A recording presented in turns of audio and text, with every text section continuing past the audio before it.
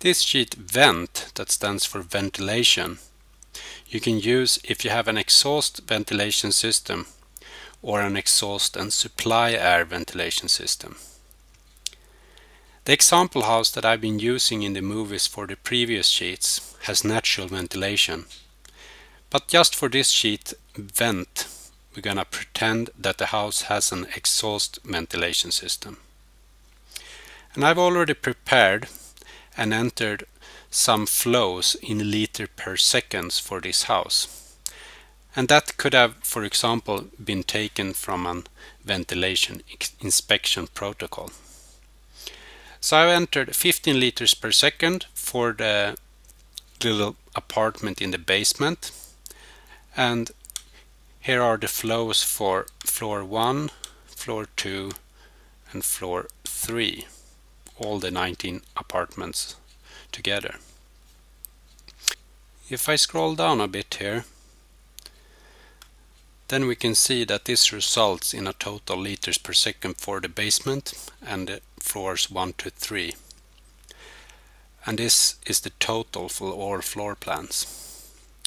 If this then is converted to cubic meters per hour and consideration is taken to the total volume of all floors, that's the number that you can find on the sheet size as well.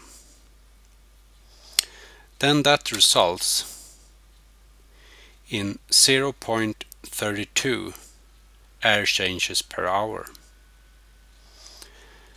And if you read the small calculations here, that finally results in a suggestion that you can add 5% to the ventilation on the sheet info.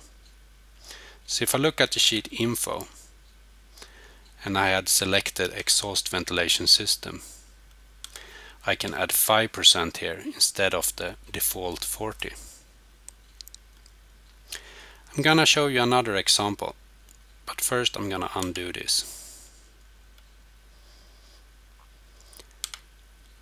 Let's say that the airflow was 175 liters per second higher to the apartments in floor 1 to 3.